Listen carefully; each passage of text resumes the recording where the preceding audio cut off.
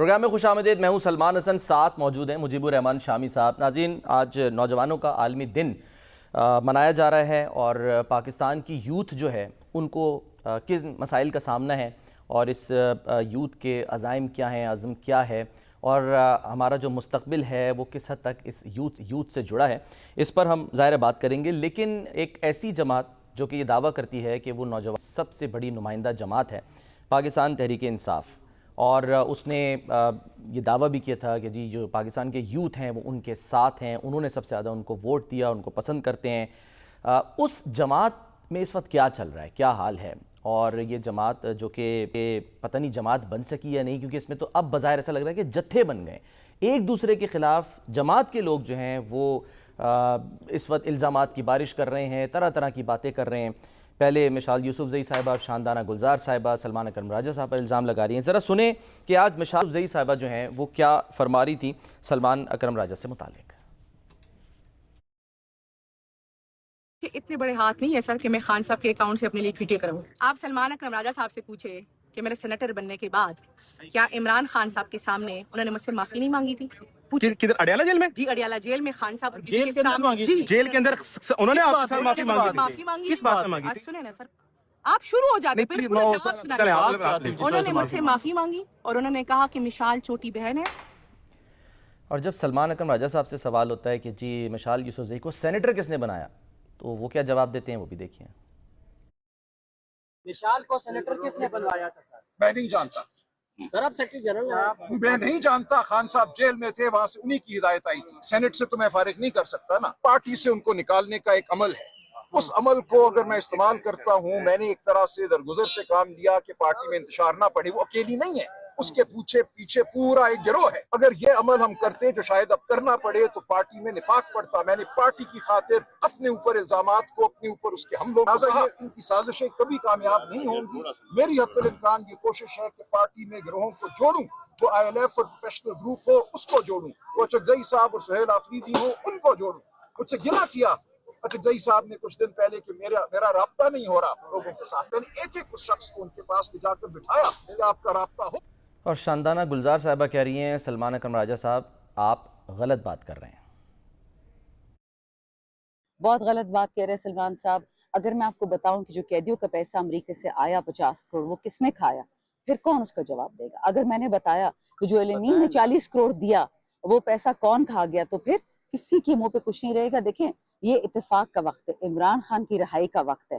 ہر بندہ اپنی حیا کو بھاگ گیا, خاص کر وہ لوگ جن کے پاس سیٹیں ہیں. میں ایم این اے ہوں, میرے پاس نہ کوئی تنظیمی پوزیشن ہے نہ پارٹی کے میں عہدیدار ہوں, میں صرف اپنے حلقے کی ریپرزینٹیٹیو ہوں. لیکن ہر بندہ اپنا گریبان مطلب جھانک کے بات کرے. 50,000 نہیں دے رہے پارلیمنٹیرینز. ان سینیٹرز نے, میں 2 سینیٹر سے آپ کو نام دوں گی جنہوں نے میرے پاس الیکشن کے پیسے نہیں تھے, سینیٹر محسن عزیز اور سینیٹر سواتی صاحب. ان کو جب پتہ چلا, کیونکہ میں تو تب نئی جیل سے نکلی.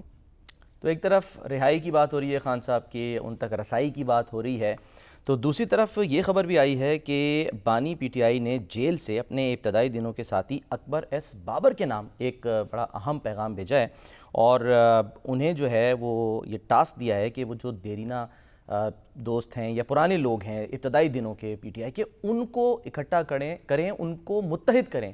یہ ممکن ہو پائے گا؟ یہ بڑا جو ہے وہ اہم سوال ہے. شامی صاحب, سر آتے ہیں ذرا نوجوانوں کی جماعت پر بھی, لیکن آج کیونکہ ذرا نوجوانوں کا دن ہے, نوجوانوں کے مسائل ہیں. نوجوانوں کی جماعت کون سی ہے؟ دعویٰ کرتی ہے شامی صاحب پی ٹی آئی. ہاں جی. اور ہمارے عمران خان صاحب جو ہیں 73 سال کے ہیں, 74 سال کے ہیں. بالکل, لیکن لوگ کہتے ہیں ان کے ساتھ جوان سمجھے جاتے ہیں. ہاں جی. اور ہماری ادھر مریم بی بی جو ہیں, پھر بلاول بھٹو, یہ لیڈ کر رہے ہیں اپنی جماعتوں کو. ہاں جی بالکل. اس کو آپ بوڑھوں کی جماعت سمجھتے ہیں, اس کو جوانوں کی جماعت سمجھتے ہیں, جو چاہے آپ کا حسن کرشمہ ساز کرے. یہ تو وہ دعویٰ کرتے ہیں نا کہ یوتھ ہمارے ساتھ ہے جی. چلیے, تو نوجوانوں کا دن جو ہے پوری دنیا میں منایا جاتا ہے. بالکل. میرے خیال 2000 سے منایا جاتا ہے. اقوام متحدہ کے زیر 1999 میں طے پایا تھا. نوجوانوں کے جو جذبات ہیں, مسائل, معاملات ہیں, ان کو ڈسکس کرنے کے لیے. نوجوان تو کسی بھی ملک کی ریڑھ کی ہڈی ہوتے ہیں. بالکل. توانائی ہوتی ہے ان میں, کرنے کا جذبہ ہوتا ہے, آگے بڑھنے کا شوق ہوتا ہے. پھر نوجوان جو ہیں جب کسی تحریک کے ساتھ جڑتے ہیں اس میں جان ڈال دیتے ہیں. تحریک پاکستان جو ہے اس میں بھی جو نوجوان تھے علی گڑھ کے پڑھ رہے تھے, اسلامی کالج لاہور میں پڑھ رہے تھے, اسلامی کالج پشاور میں پڑھ رہے تھے, وہ نوجوان جو تھے انہوں نے بڑا بنیادی کردار ادا کیا. اور آپ دیکھیں حضرت علی جب رسول اللہ صلی اللہ علیہ وسلم نے دعوت دی, سب سے چھوٹے تھے, ہاں, اسلام کی عمر میں, بالکل, تو حضرت علی کی کیا عمر تھی؟ ایک نوجوان تھے بالکل, ہاں, اور وہ بلکہ کھڑے ہو بچہ ہی کہتے تھے کہ بچے تھے اس وقت, یہ کہا جاتا ہے, ہاں, نوجوان تھے, اور یعنی لڑکپن جو ہے اس سے جوانی کی طرف بڑھ رہے تھے. ویسے یوتھ کی جو ڈیفینیشن ہے شاہین صاحب وہ کیا ہے کہ یعنی 14 سے لے کے 24 سال تک شاید یو این او تصور کرتی ہے کہ اگر جذبہ سلامت ہو تو 73 سال تک, 74 سال تک, اچھا 80 سال تک. اچھا, وہ میگزین آتا تھا نا بچوں کا 8 سے 80 سال تک کے بچوں کے لیے, ہاں, لکھا جاتا ہے کھلونا کا, کھلونا کے اوپر لکھا جاتا تھا, کھلونا کا رسالہ جاتا تھا دلی سے, اچھا, کہ یعنی 10 سے 100 سال تک کے بچوں کو. اچھا, اب آپ دیکھیں کہ وہ جو حضرت علی جو ہیں تو بڑی تھوڑی عمر تھی, کھڑے ہو کر کہا میں آپ کا ساتھ دوں گا اور اسلام قبول کرتا ہوں. اور پھر اس کے بعد کمال کیا. ایک بڑے بڑے پہلوان جو ہیں ان کے مقابلے میں نہیں ٹھہرتے تھے. بالکل. تو نوجوان جو ہیں اب آپ دیکھیں کہ موس اور معاذ 2 لڑکے تھے انصار کے. جب جنگ بدر ہوئی صحیح, تو وہ اب اس ٹھان کے نکلے کہ ہم نے ابو جہل کو کیفر کردار تک پہنچانا. صحیح ہے. تو میدان جنگ میں آ گئے, اور حضرت عبد الرحمن بن عوف جو تھے ان کے دائیں بائیں کہنے لگے, ان کی چٹکی لی ایک نے, چچا آپ ابو جہل کو پہچانتے ہیں؟ اچھا, تم نے کیا کرنا ہے؟ انہوں نے کہا ابو جہل سنا رسول اللہ صلی اللہ علیہ وسلم کی شان میں بڑی گستاخی کرتا, میرے سامنے آئے تو دیکھے میں اس کے ساتھ کاٹ کے پھینکوں گا. اچھا, اتنی دیر میں دوسرے نے چٹکی کاٹی, دونوں بھائی تھے. صحیح. انہوں نے کہا میں اس کو دیکھیے اس کے ساتھ کرتا کیوں, چھوڑوں گا نہیں اس کو, اور میرا جسم جو ہے اس کو جسم سے لپٹ جائے گا. وہ تو انہوں نے وہ ہنس کے انہوں نے نشاندہی کر دی کہ وہ ابو جہل ہے. اچھا, اب وہ لپک ہے اس کی طرف, ایک نے اس کی ٹانگ پہ وار کیا اوہو, اور گرا, دوسرے نے اس کے اوپر دوسرا وار کیا اور اس کو لٹا دیا. تڑپنے لگا, جب تڑپنے لگا تو پھر عبد الرحمن بن عوف آگے بڑھے, اچھا, اس کا سر جو ہے تن سے جدا کر دی. ابو جہل. معاذ اور موس یہ دو لڑکے جن کو تلوار جو تھی اٹھانی جن کے لیے مشکل تھی, صحیح ہیں, اور انہوں نے ابو جہل کو کیفر کردار تک پہنچا دیا. بالکل. اور اس کا تسلسل ہمیں ہے شامی صاحب, ایک لڑکا تو میرے خیال پھر اس کو زخم زیادہ لگے, وہ شہید ہو گیا, اور دوسرا زندہ. تو اب دیکھیں نوجوان جو ہیں, تو پھر نوجوان تو یہ کارنامہ دیتے ہیں. ابو جہل جو ہے اس کو مار کرایا نوجوانوں نے. اور قبیلہ بنی ہاشم تو ویسے تھا اسی کے لیے مشہور, جرأت اور بہادری. آج کے جو ہیں اور آج کے جو ابو جہل ہیں ان کو مار کرانے کے جذبہ رکھتے ہیں, تو کوئی نئی بات نہیں ہے. یہ تو ایسے نوجوان تو شامی صاحب سنتے ہیں کسی کی یا بس صرف اپنی کرتے ہیں؟ نہیں, جو آج سنتے ہیں. دیکھیں اسلام قبول کیا, رسول اللہ کی نہیں, میں آج کے بات پر لبیک کہا. آج کا نوجوان بھی اس کو اب ڈائریکشن دے دے تو بڑی ایک, وہ تو بارود ہے نا. اب آپ دیکھیے جو بارود ہے نا, اس کو اگر آپ پراپر طریقے سے استعمال کریں, وگرنہ آپ کے ہاتھوں میں پھٹ جائے گا. تو وہ اقبال نے کہا, اقبال تو مانتے نہیں نا اس بات کو, تو کہتا زمانہ مسلسل ہے نا, ایک دریا بہہ رہا ہے. ٹھیک ہے, زمانہ جو ہے, زمانہ ایک, حیات ایک, کائنات بھی ایک, اور دلیل کم نظری قصہ ہے جدید و قدیم. ان کا جدید کیا ہے, قدیم کیا ہے؟ اچھا, یہ تو ایک زمانے کی قید سے آزاد ہے. دریا بہتا جا رہا ہے. اب آپ یہاں اونچائی سے کھڑے ہو گئے, آپ 2 میل تک دیکھتے ہیں دریا کو, تو آپ کو وہ آگے جاتا ہوا نظر, اوپر چلے جائیں تو مزید آگے دیکھتے, اوپر چلے جائیں تو مزید دیکھ لیتے. پرسپیکٹیو کا فرق ہے یہ, ٹھیک ہے نا. ٹھیک ہے. تو اب بات یہ ہے کہ حضرت انسان جو ہے, مسائل تو ان کے وہی ہیں نا, زر, زمین اور زن. جو حابیل و قابیل سے جھگڑا شروع ہوا ہے, صحیح, آج تک. اب وہ آپ جین زی ہو یا بوڑھے میاں ہوں یا جوان ہوں, ٹھیک ہے, اسی مثلث پہ گھوم رہے ہیں. اچھا, زر, زن اور زمین. زن, زر اور زمین, ٹھیک ہے نا. اور تمام جو اقتدار کو پھر کہاں شامل مسائل ہیں, اقتدار کو سارے اسی میں, زمین میں ڈال دیں. اچھا, زمین میں یا زر میں ڈال دیں. ہاں.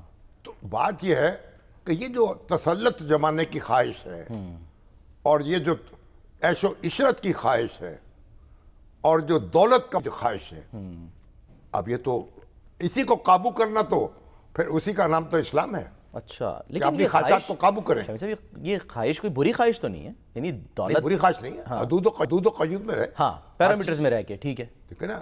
آپ حلال و تلوار حرام جو کا ہے، فرق کرتے ہوئے. تلوار سے آپ مقابلہ کرتے ہیں، ڈاکو کا مقابلہ کرتے صحیح ہیں، اور تلوار سے آپ دوسرے معصوم لوگوں کے گلے بھی کاٹ دیتے ہیں. صحیح.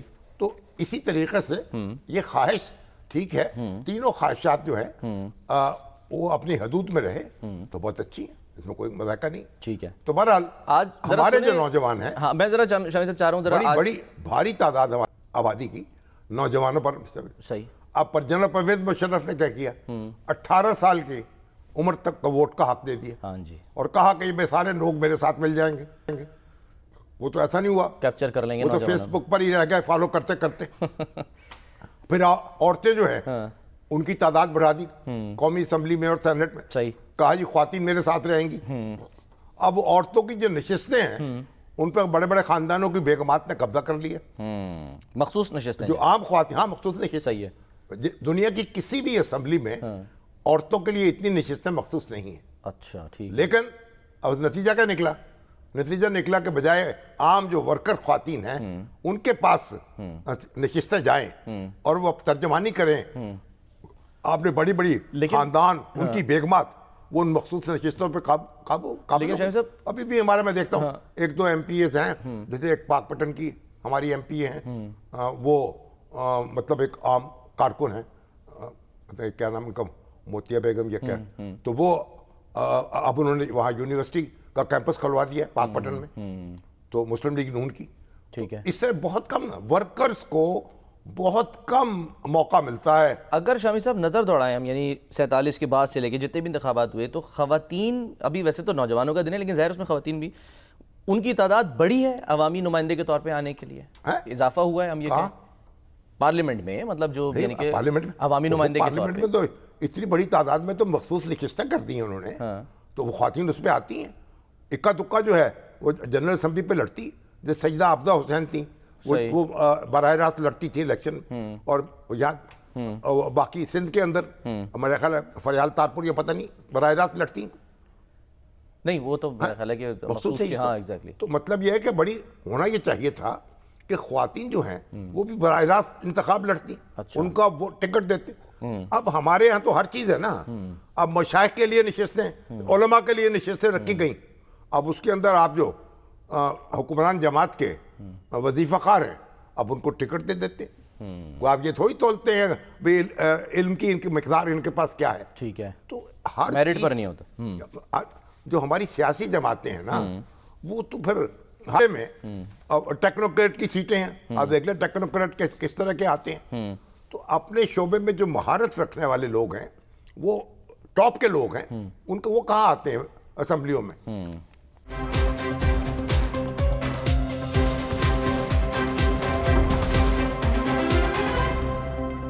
اب شامی صاحب جو آج پرائم منسٹر صاحب وہ جو ظاہر اجرا کر رہے تھے پاکستان کی پہلی قومی یوتھ امپلائمنٹ پالیسی کا، ذرا سنیں وہ کیا فرما رہے تھے، پھر میں چاہوں گا کہ اس پہ آپ ذرا تبصرہ کریں. دکھائیں جی. اسلام آباد میں پاکستان کی بہترین یونیورسٹی مارج وجود میں آ رہی ہے، اس کا نام ہے دانش یونیورسٹی، اور اگلے سال وہاں پر کلاسز شروع ہو جائیں گی. آج تک ہم نے 7 لاکھ لیپ ٹاپس پاکستان بھر کے قابل ترین بچوں اور بچیوں کو تقسیم کیے صرف میرٹ کے اوپر. تو میں سمجھتا ہوں کہ کچھ لوگوں نے لیپ ٹاپ کو مشین کہا، وہ کچھ کہیں، میں لیپ ٹاپ کو مشن جانتا ہوں اور میں اس کو آگے بڑھاؤں گا اور آگے بڑھاؤں گا. 1947 میں پاکستان ہمارے بزرگوں نے بنایا تھا، مگر 2047 کا پاکستان آپ کی سوچ اور جوش سے بنے گا. یہاں کی انتظامیہ ہیں، انہوں نے سوچا کہ یہ 10-12 سال پہلے مکے مارا کرتا تھا مائک کو، تو وہ مائک اب یہ ہم مکے بغیر ہی مائک کو ہم گرا دیں. فکر نہ کرو، یہ مکے جو ہے دشمنوں کے لیے ہیں. شامی صاحب کیا جو پاکستان کے نوجوان ہیں ان کو فیصلہ سازی میں شامل کیا جا رہا ہے؟ نہیں، جب ان کو آپ نے ووٹ کا حق دے دیا ان کو تو فیصلہ سازی میں شریک ہو گئے. اب ووٹ کا حق ہے تو الیکشن بھی وہ لڑ سکتے ہیں. مطلب یہ ہے کہ اب پارٹیوں کو مگر مصیبت یہ ہے نا یہاں تو آپ نے لوکل باڈیز کے تو الیکشن نہیں کرا رہے آپ ان کو تو بااختیار بنا وہ آئیں تو لاکھوں بچے جو ہیں ان میں الیکشن لڑیں گے گراس روٹ سے لیڈرشپ گراس روٹ سے ٹریننگ ہوگی ان کی پھر آگے وہ لیڈرشپ سنبھال لیں گے تو اب یہ بڑی اچھی بات کر رہے ہیں دانش یونیورسٹی یقیناً بننی چاہیے اس میں کوئی شبہ نہیں لیکن اب بات یہ ہے آپ نے دانش اسکول بنا دیے صحیح اب جو عام اسکولوں کا حال کیا ہے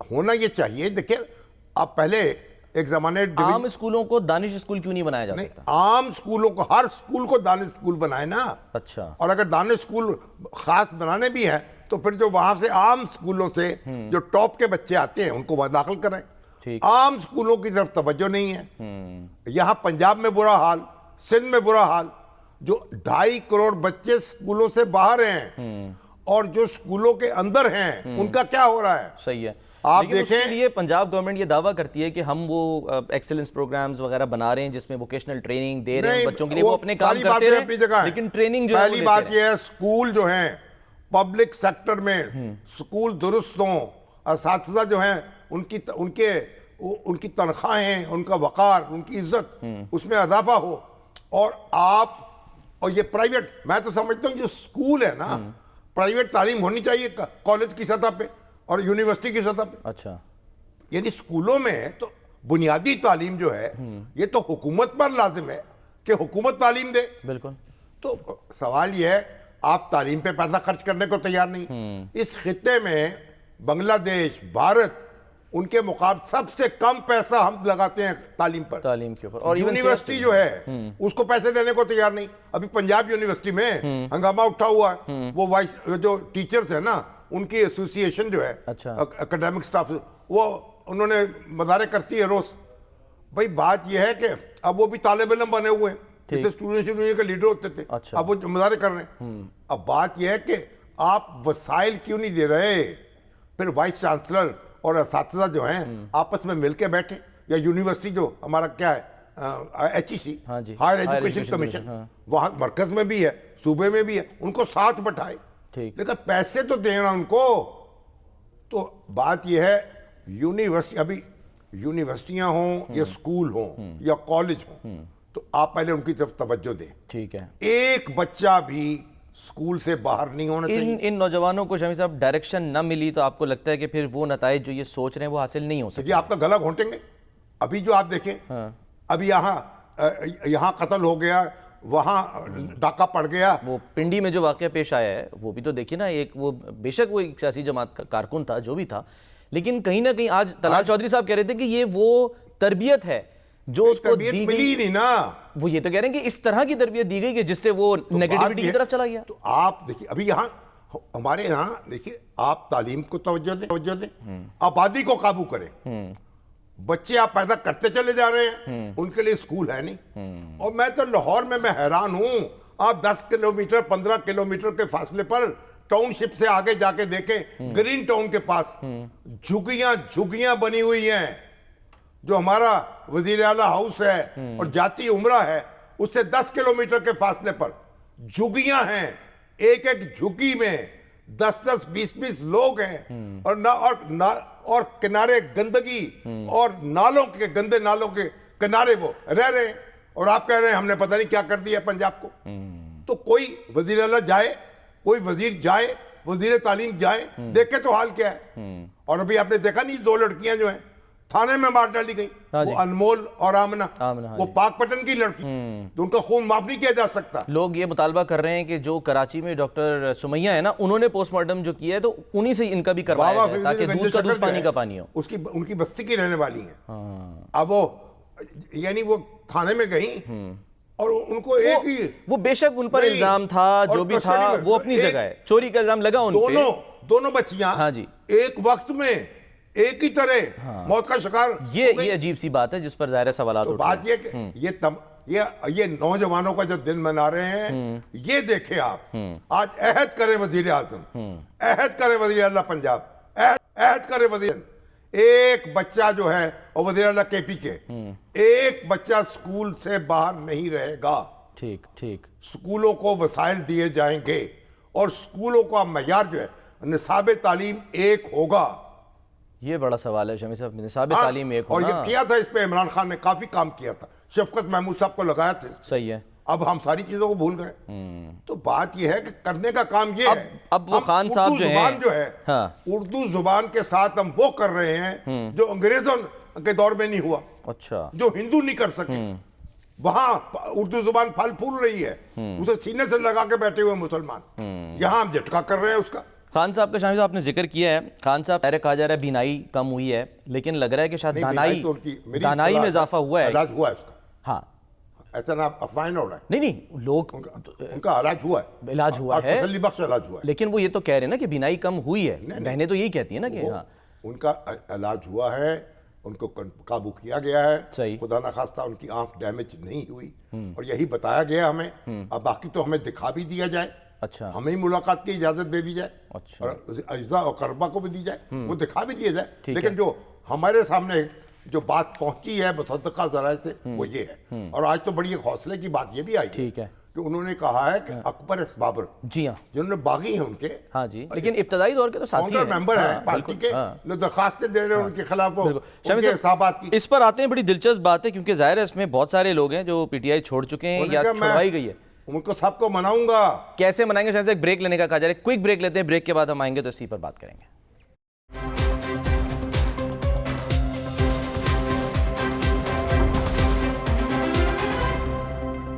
वेलकम बैक। शामी साहब, पीटीआई के सफीने से बहुत से लोग जो हैं नहीं, छलांग मार गए, बहुत कुछ से को छलांग धक्का मार दिया गया। गए, बहुत से बेचारे मजबूरी की हालत में गए, बहुत से दबाव में आ गए।